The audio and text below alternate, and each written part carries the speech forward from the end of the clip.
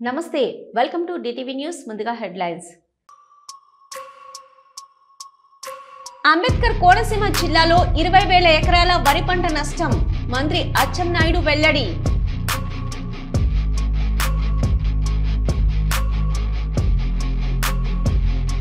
తుఫాను ప్రభావిత ప్రాంతాలను ఏరియల్ సర్వే చేసిన ముఖ్యమంత్రి చంద్రబాబు నాయుడు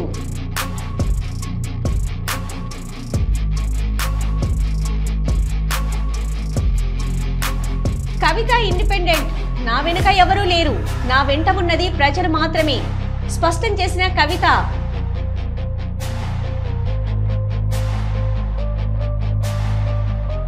కురుస్తున్న భారీ వర్షాలతో జిల్లా ప్రజలు అప్రమత్తంగా ఉండాలి మంత్రి పొన్నం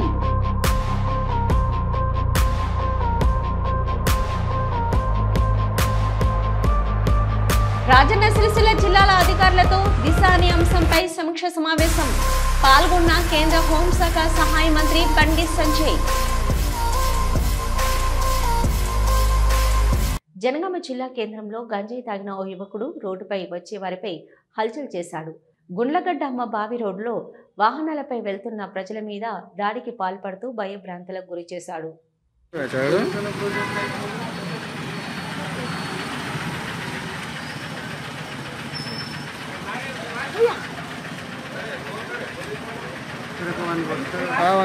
ప్రూఫ్ కాదు కదా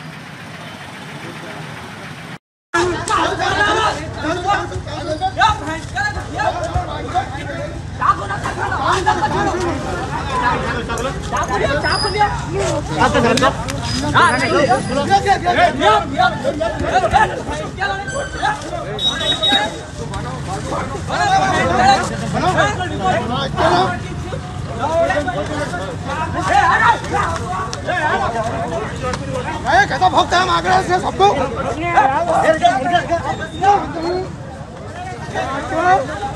नहीं माता कैसा भोगता है कुछ नहीं यार सब तुम्हारा मांगा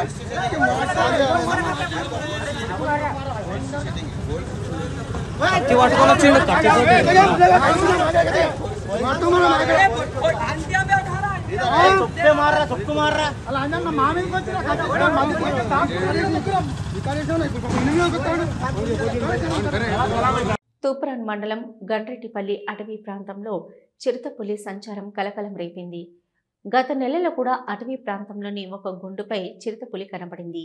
మళ్లీ ఈరోజు ఉదయం కూడా అదే గుండుపై చిరుతపులి కనిపించినట్లు స్థానికులు తెలిపారు. ఖమ్మం జిల్లా కొణిజర్ల మండలం జన్నారం వద్ద గల నిమ్మవాగులో బ్రిడ్జిపై నుంచి డీసీఎం వ్యాను కొట్టుకుపోయిన ఘటనలో డ్రైవర్ గల్లంతైనట్లు తెలుస్తుంది. ఇంకా వస్తుంది పెరుగుతుంది తప్పిస్తట్లేదన్నా.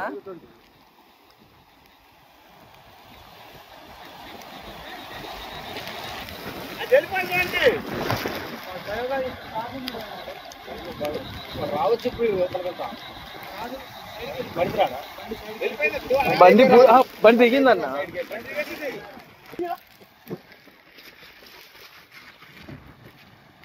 అన్నా బండా బండా ఎట్లా వస్తుంది అనుకున్నావు? అసలు ఏదో హీరో ఉన్నది వచ్చిండు అస్సలు.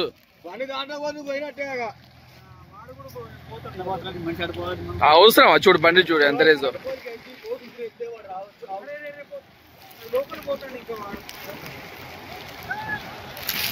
ఇంకోట్లే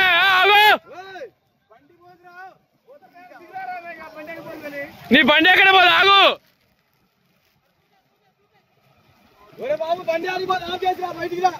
ఇప్పుడు మాది అట్లా వాడు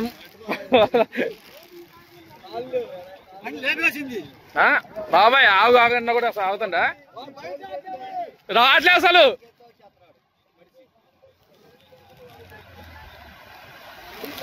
అన్నా బండా ఇట్లా దాన్న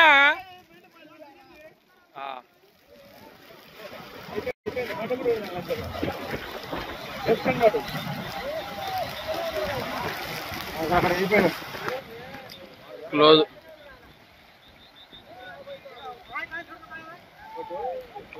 డోర్ చూసుకుంటావురా అయిపోయాడు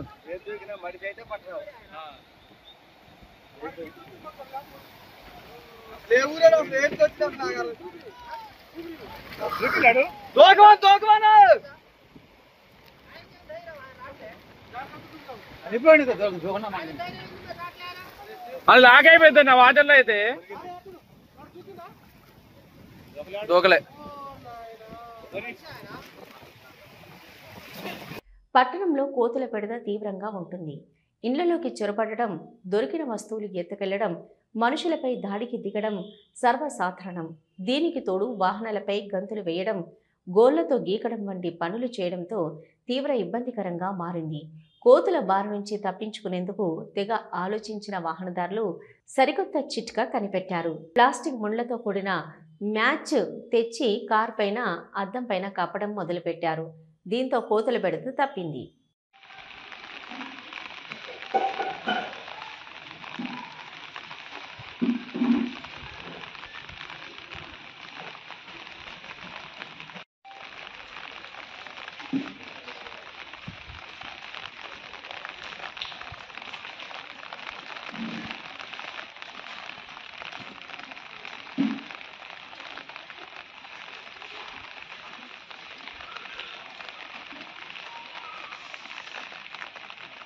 కరీంనగర్ టవర్ సర్కిల్ ప్రాంతంలో బుధవారం తెల్లవారుజామున భారీ అగ్ని ప్రమాదం సంభవించింది. కరెంటు షార్ట్ సర్క్యూట్తో 6 షాపులకు మంటలు అంటుకున్నాయి. తెల్లవారుజామున ఉవ్వెత్తున పొగ ఎగిసిపడడంతో స్థానికులు చూసి పోలీసులకు, అగ్నిమాపక సిబ్బందికి సమాచారం అందించారు. ఫైర్ ఇంజిన్ వచ్చేలోపుగా 6 షాపులకు మంటలు అంటుకున్నాయి. ఇది మార్నింగ్ 5:30కి స్టార్ట్ అయింది ఫైర్. కింద బట్టల దుకాణంకి అందుకున్నది. ఫస్ట్ ఆటోమేటిక్గా 5 దానికి అందుకున్నది. ఆల్మోస్ట్ కింద బట్టల దుకాణం మొత్తం టోటలీ స్మాష్డ్. పైన కంప్యూటర్స్ అండ్ మానిటర్స్ ఉండేవాళ్ళు షోరూమ్. అది మొత్తము ఇప్పుడు ఆల్మోస్ట్ ఇది 5వ ఫైర్ ఇంజన్ ఇది వచ్చుడు. ఇప్పటిదాకా షట్టర్స్ ప్యాక్ అయి ఉండే వరకు ఇప్పుడు జేసీబీతో ఓపెన్ చేసి ఇప్పుడు అంటే మంటలు ఆర్పి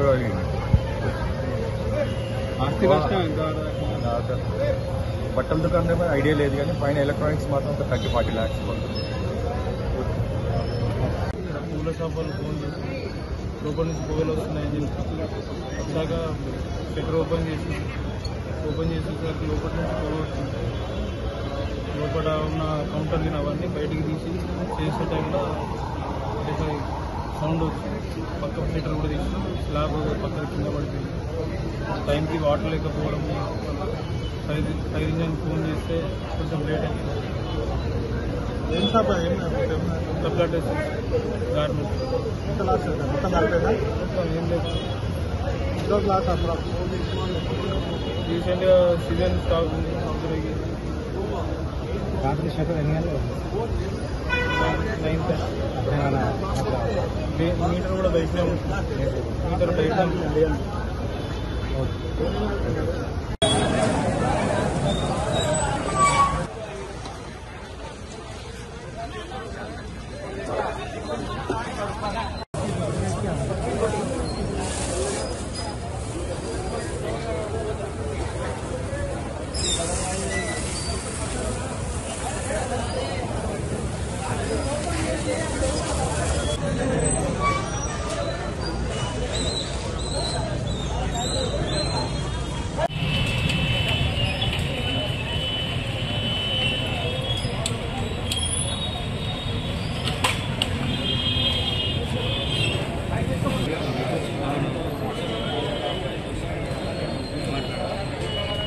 అదే చెప్పినా నేను అదే చెప్పిన 2 బట్టలు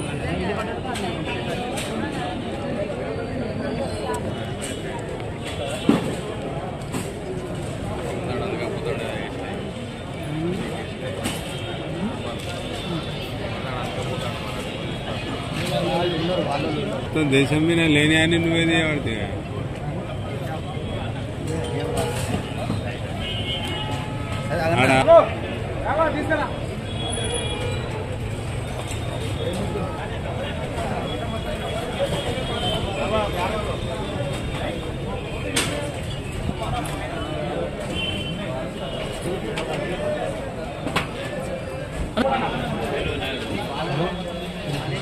రావాలా అన్న మీదికి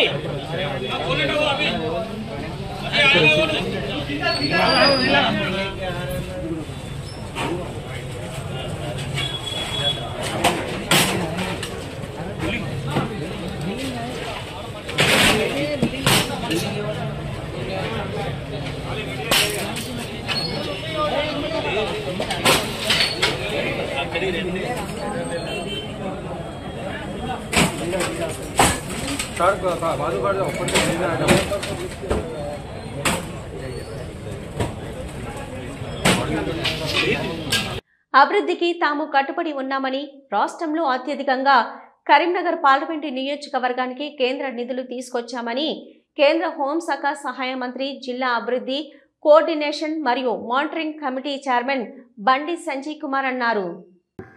వేదిక ఉన్నటువంటి ఇతర అధికారులందరూ కూడా, జిల్లా పరిషత్ సిఓ గారు అందరూ కూడా నమస్కారం. ఇది రెండవసారి దిశ కమిటీ సమావేశం. పోయినసారి కూడా చాలా అంశాల మీద మనం చర్చించడం జరిగింది. చాలామంది ఆఫీసర్స్ కూడా మనం గత దిశ కమిటీ మీటింగ్లో ఏవైతే నిర్ణయాలు తీసుకున్నామో చాలామంది అధికారులు కూడా దాన్ని పాటించే ప్రయత్నం చేశారు. కొంతమంది దాన్ని పట్టించుకునే ప్రయత్నం చేయలేదు. దాన్ని మనం చర్చించే ప్రయత్నం చేద్దాం. ఎందుకంటే ఈ సమావేశమే ఒక మంచి ఆలోచనతో, ఒక సదుద్దేశంతో ప్రజల కోసం ఏర్పాటు చేసినటువంటి సమావేశం దిశ కమిటీ సమావేశం. కేంద్ర ప్రభుత్వం యొక్క సంక్షేమ పథకాలు, అభివృద్ధి పనుల విషయంలో పర్యవేక్షణ ఉండాలి, వాటి మీద ఒక సమీక్ష జరగాలి, ఒక చర్చ జరగాలి అని చెప్పి ఒక ఆలోచనతో ఈ దిశ కమిటీ సమావేశాన్ని మనం ప్రతిసారి నిర్వహించుకుంటున్నాం. నరేంద్ర మోడీ గారి ప్రభుత్వం ఏర్పడిన తర్వాత మీకు తెలుసు, దేశవ్యాప్తంగా అనేక సంక్షేమ ఫలాలు, అభివృద్ధి నిధులు ఇస్తున్న విషయం మనందరూ తెలిసిందే. ఎందుకంటే ఇప్పటి కూడా ఆ వయసులో దేశ ప్రధానిగా ఉండి ప్రతిరోజు 18 గంటల పాటు శ్రమిస్తున్నటువంటి గొప్ప వ్యక్తి దేశ ప్రధాని. ఒకటి అభివృద్ధి విషయంలో, ఈ సంక్షేమం విషయంలో ఇక్కడ కూడా కాంప్రమైజ్ కారు. ఈ దిశ కమిటీ సమావేశంలో కూడా పార్లమెంట్ సభ్యులు పార్టీలకు అతీతంగా, ఈ పార్టీ ఆ పార్టీ అని కాకుండా తప్పకుండా సమీక్ష చేయాల్సిందే, మాకు ఫీడ్బ్యాక్ ఇవ్వాల్సిందే. దాని ద్వారా ఇంకా మనం ఏం చేయగలుగుతాం, ప్రజలకు ఏ విధంగా చేరువగలుగుతాం, ప్రజల సమస్యను ఏ విధంగా తీర్చామని చెప్పి ఆలోచనతో నరేంద్ర మోడీ గారి ప్రభుత్వం, కేంద్ర ప్రభుత్వం ఇవాళ ఈ కార్యక్రమాన్ని ముందుకు సాగించే ప్రయత్నం చేస్తున్నది. కవిత ఇండిపెండెంట్, నా వెనుక ఎవరూ లేరు, నా ముందు ప్రజలున్నారు. కొత్తగా వచ్చిన వారిపై ఆరోపణలు, అనుమానాలు, అవమానాలు ఉంటాయని ఎమ్మెల్సీ కవిత వ్యాఖ్యానించారు. కాంగ్రెస్ వాళ్ళు నేను బీజేపీ బి టీం అని, బీజేపీ వాళ్ళు కాంగ్రెస్ బి టీం అని అంటున్నారు. బీఆర్ఎస్ వాళ్ళు ఏదేదో ఆరోపణలు చేస్తూనే ఉన్నారు. అయితే నా నడక ద్వారా నా స్టాండ్ ఏంటో ప్రజలకు అర్థమవుతుంది అన్నారు కవిత. మరి ఇన్ని రోజులు ఏం చేసిండ్రు మీరు 10-12 సంవత్సరాలు అనేటటువంటి ప్రశ్న ప్రతి ఒక్కరి మనసులో వస్తుంది. ఈ 10-12 సంవత్సరాల్లో కూడా ఖచ్చితంగా ప్రతి ఒక్కరికి ఒక సేఫ్టీ నెట్ రావాలి, కనీసం 3 పూటల తినేటటువంటి పరిస్థితి ఉండాలి. అది పెన్షన్ పెట్టుకున్నా, సాగునీటి కార్యక్రమాలు చేసినా, ఇంటింటికి నల్లబెట్టించి నీళ్ళిచ్చే కార్యక్రమాలు చేసినా, కేసీఆర్ కిట్ ఇచ్చినా, ప్రసవాలు హాస్పిటల్లో జరగాలనే ప్రయత్నం చేసినా ఎంతో కొంత మంచి చేసుకోగలిగింది. కానీ చేయాల్సింది ఇంకా మిగిలే ఉంది. పరిపాలన మారి 2 సంవత్సరాలైంది. 100 పడకలు ఉన్న జడ్చర్ల హాస్పిటల్ 50 పడకలు అయిపోయింది. నేను ముఖ్యమంత్రి రేవంత్ రెడ్డి గారి స్పీచ్ విన్నా జడ్చర్లలో ఎలక్షన్లలో. హాస్పిటల్లో జనరేటర్ పనిచేస్తలేదు, లక్ష్మారెడ్డి గారిని హాస్పిటల్లో కట్టేస్తే కానీ కరెంట్ రాదన్నారు. మరి ఇలా ముఖ్యమంత్రి గారిని ఎక్కడ కట్టేయాలి? 100 పడకల హాస్పిటల్ 50 పడకలు ఎట్లయితుంది? హాస్పిటల్ ఎట్లా జరుగుతుందండి? అంటే పెట్టుకున్నటువంటి హాస్పిటళ్లను నడపలేని పరిస్థితి. ఇవాళ గురుకులాల పరిస్థితి ఎట్లా ఉంది? నిన్న రామారెడ్డిగూడెంలో ఒక ఆడపిల్ల ఆత్మహత్య చేసుకుంటే ఇప్పటి వరకు కనీసం దానికి కారణం వెతకలేనటువంటి పరిస్థితి. పెట్టిన గురుకులాలు మెయింటైన్ చేయలేము, ఉన్న హాస్పిటల్ మెయింటైన్ చేయలేము, అసమానతలు పెరుగుతూనే ఉంటాయి. చచ్చేటోడు సస్తనే ఉంటాడు, చదివాపేసేటోడు చదివాపేస్తూనే ఉంటాడు. మరి ఇది కాదా కారణం? దీనికి పరిష్కారం వెతుక్కోవద్దా? మా జీవిత కాలంలో మేమే అనేక సార్లు అనుకునే వాళ్ళం, భారతదేశ స్వతంత్ర ఉద్యమం చూడలేకపోయినాం, కానీ ఖచ్చితంగా తెలంగాణ ఉద్యమంలో కొట్లాడాలి, మనం ఏదైతే అది అవుతుందని కొట్లాడినాం. కొన్ని సందర్భాల్లో మీ ప్రాణాలు పోయే ప్రమాదం ఉందని చెప్తే కూడా లెక్క చేయకుండా అనేక మంది ఉద్యమకారులు, నేను ఒక్కదాన్ని కాదు, చేసినటువంటి అట్లా కష్టపడి తెచ్చుకున్న తెలంగాణను తెరలు కానీయము, ఆగం కానీయము. ఖచ్చితంగా దీనికి సామాజిక తెలంగాణనే పరిష్కారం. మెంతా తుఫాను ప్రభావంతో కురుస్తున్న భారీ వర్షాలతో జిల్లా ప్రజలు అప్రమత్తంగా ఉండాలని మంత్రి పొన్నం ప్రభాకర్ అన్నారు. రాజన్న సిరిసిల్ల జిల్లాలో అధికారులతో దిశ అనే అంశంపై సమీక్ష సమావేశంలో మంత్రి హోంశాఖ సహాయ మంత్రి బండి సంజయ్ మాట్లాడారు. ఇలా సర్దార్ పటేల్ కు దేశానికి అనుబంధం ఒక రకమైతే సర్దార్ పటేల్ కు తెలంగాణ రాష్ట్రానికి ప్రత్యేకమైన అనుబంధం ఉంది. ఇవాళ తెలంగాణ రాష్ట్ర ప్రజలు స్వేచ్ఛ వాయువులు పీల్చుకుంటున్నారంటే అది సర్దార్ పటేల్ యొక్క కృషి, సర్దార్ పటేల్ యొక్క నిర్ణయం అన్న విషయాన్ని మనం గుర్తుంచుకోవాలి. తెలంగాణ మొన్న సాధించుకున్న ఉద్యమ చరిత్ర వేరు, అంతకుముందు ఉద్యమ చరిత్ర వేరు. దాన్ని స్ఫూర్తిగా తీసుకునే మలిదశ ఉద్యమాన్ని ప్రారంభించి ఇలా మనం బలిదానాలు కూడా సిద్ధమై తెలంగాణ రాష్ట్రాన్ని సాధించుకున్నాం.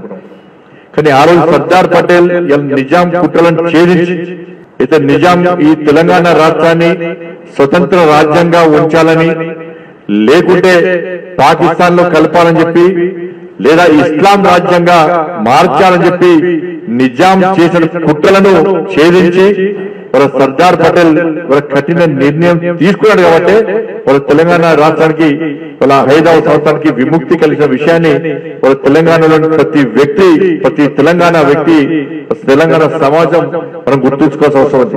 ఆ రోజు సర్దార్ పటేల్ కఠిన నిర్ణయం తీసుకోకుంటే ఈ రోజు తెలంగాణ రాష్ట్రం ఒక పాకిస్తాన్ లో, ఒక బంగ్లాదేశ్ గానో, ఒక శ్రీలంకనో, వాళ్ళ ఆకలి రాజ్యంగా తిండికి లేక తిప్పలు పడుకు వాళ్ళ బిచ్చమెత్తుకునే పరిస్థితి, ఆకలి కేకలతో తల్లడిల్లే పరిస్థితి వాళ్ళ తెలంగాణకు వచ్చేదన్న విషయాన్ని మనం గుర్తుంచుకోవాల్సిన అవసరం ఉంది.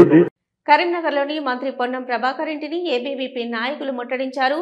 విద్యార్థుల ఫీజు రియంబర్స్మెంట్, స్కాలర్షిప్ సమస్యలను పరిష్కరించడంలో ప్రభుత్వం విఫలమైందని, వెంటనే నిధులు విడుదల చేయాలని డిమాండ్ చేశారు ఏబీవీపీ నాయకులు.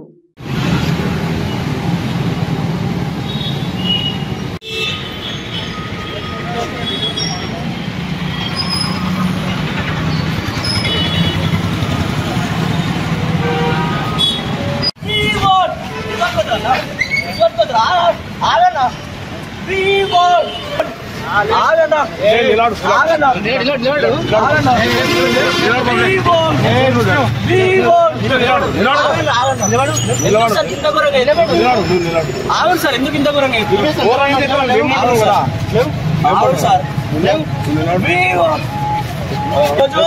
పొన్నం ప్రభాకర్ గారి క్యాంప్ ఆఫీస్ ముట్టడిస్తా ఉంటే ఈ రోజు పోలీసులు అతి ఉత్సాహంతో ముందే ప్రీవెంట్ అరెస్ట్ చేయడం జరుగుతా ఉంది. ఈ రోజు ఫ్రీ రియంబర్స్మెంట్ స్కాలర్షిప్ రాక విద్యార్థులు ఎంతో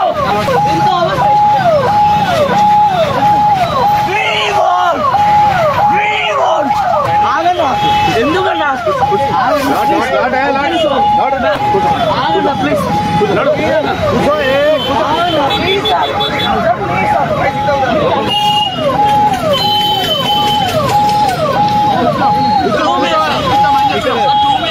స్కాలర్షిప్ ఫీజు రియంబర్స్మెంట్ కోసం గత కొన్ని సంవత్సరాలుగా పెండింగ్ ఉందని చెప్పి ఈరోజు పొన్నం మంత్రి ఆఫీస్ ముట్టడించడానికి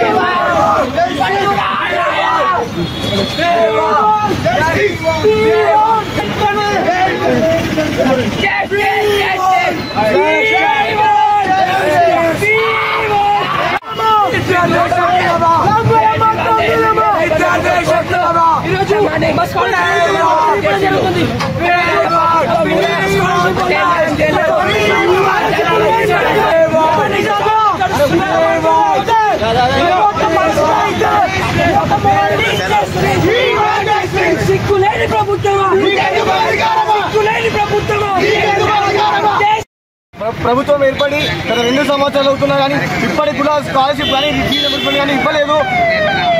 రాను రోజుల్లో ఫీజు రియంబర్స్మెంట్ ఇవ్వకపోతే రాను రోజుల్లో మంచిగా ముట్టడిస్తాం, క్యాంపస్ లో ముట్టడిస్తాం, ఖచ్చితంగా అడ్డుకుంటూ హెచ్చరిస్తున్నాం. అప్పట్లో రేవంత్ రెడ్డి ప్రజల ప్రధానంలో కానీ విద్యార్థులకి హక్కు లేకుండా చేస్తున్నాం. ఇక్కడ తెలంగాణ రాష్ట్రంలో మద్యానికి విలువ ఉన్నది కానీ విద్యకు విలువ లేదు. వెంటనే ఖచ్చితంగా స్కాలర్షిప్ ఫీజు విడుదల చేయాలి. రాను రోజుల్లో ఖచ్చితంగా ప్రభుత్వాన్ని గద్దెదిస్తాం హెచ్చరిస్తున్నాం. ఖబర్దార్ కాంగ్రెస్.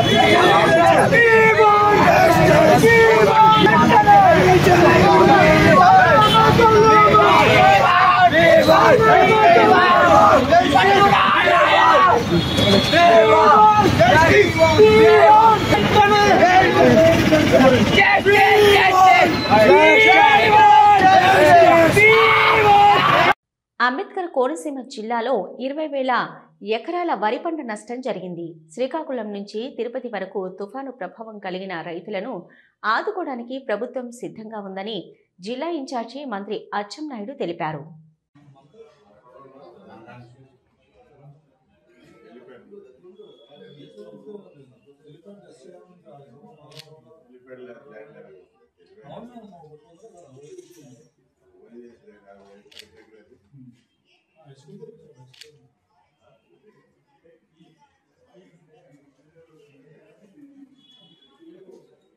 జిల్లాలో ఊరుంది. ఇప్పుడే నేను అధికారులతో మాట్లాడితే ఒక 20,000 ఎకరాలు నీరుతో ముంచుంది అని చెప్పారు. అదేవిధంగా ఇక్కడ అరటి ఉంది, కోకో ఉంది, చేపల చెరువులు ఉన్నాయి. ఇవన్నీ కూడా ఎన్యూమరేషన్ చేసి ఎవరికైతే నష్టం జరిగింది, నష్టపోయిన ప్రతి రైతుకి నష్టపరిహారం ఇవ్వాలని నిర్ణయం చేశాం. దీంతో పాటుగా నేను వ్యవసాయ శాఖ మంత్రిని, నిన్ననే ముఖ్యమంత్రి గారు ఆదేశాలు ఇచ్చారు. ఇటు శ్రీకాకుళం ఇచ్చాపురం నుంచి తిరుపతి వరకు ఏదైతే నిన్న తుఫాను వల్ల నష్టపోయినటువంటి వ్యవసాయ రైతులందరికీ ఆదుకోమని చెప్పి స్పష్టమైన ఆదేశాలు ఇచ్చారు. అందుకే డిపార్ట్మెంట్కి కూడా ఉదయమే నేను ప్రిన్సిపల్ సెక్రటరీకి మా డిపార్ట్మెంట్ అందరితో కాన్ఫరెన్స్ తీసుకొని మాట్లాడి 5 రోజుల్లో ఈ రాష్ట్రంలో మొత్తం ఎన్యూమరేషన్ కంప్లీట్ అవ్వాలి. వరి ఎంత పోయింది, హార్టికల్చర్ పంటలు ఎంత పోయాయి, ఫిషరీస్లో స్పెషల్ చెరువులు ఏవి లాస్ వచ్చింది, మొత్తం వ్యవసాయ అనుబంధానికి సంబంధించి ఎక్కడెక్కడ ఎంత నష్టం వచ్చిందో స్పష్టంగా ఫీల్డ్కి వెళ్ళి వాస్తవాలన్నీ చూసి రిపోర్ట్ అంతా తయారు చేయమని చెప్పాం. 5 రోజుల్లో రిపోర్ట్ వచ్చిన తర్వాత కేంద్ర ప్రభుత్వానికి పంపించి వారి సహాయం కూడా తీసుకొని నష్టపోయిన ప్రతి రైతుకి ప్రభుత్వం అండగా ఉంటుందని ఈ సందర్భంగా తెలియజేస్తున్నాను. దీంతో పాటుగా ముఖ్యమంత్రి గారు నిన్న స్పష్టంగా ఆదేశాలు ఇచ్చారు. ఎవరైతే మత్స్యకారులు ఉన్నారో 25 నుంచి వేటకి వెళ్ళడం లేదు, వాళ్ళకి కనీసం తినడానికి ఇబ్బందికరమైనటువంటి పరిస్థితులు ఉన్నాయి. అందుకే వాళ్ళకు కూడా 50 కేజీల బియ్యం ఇమ్మని స్పష్టమైన ఆదేశాలు ఇచ్చారు. అది కూడా డిస్ట్రిబ్యూట్ చేయడానికి అన్ని ఏర్పాట్లు చేసుకుంటామని ఈ సందర్భంగా తెలియజేస్తూ ఏ ఒక్క రైతు ఆందోళన చెందవలసిన అవసరం లేదు. ఇది రైతు ప్రభుత్వం. తప్పనిసరిగా ఎన్యూమరేషన్ చేస్తాం. నష్టపోయిన ప్రతి రైతుకి ఆదుకునే బాధ్యత చంద్రబాబు నాయకత్వంలో ఎన్డీఏ ప్రభుత్వం తీసుకుంటుందని చెప్పి తెలియజేస్తాం. హెలికాప్టర్ ద్వారా తుఫాను ప్రభావిత ప్రాంతాలను సీఎం చంద్రబాబు పరిశీలించారు.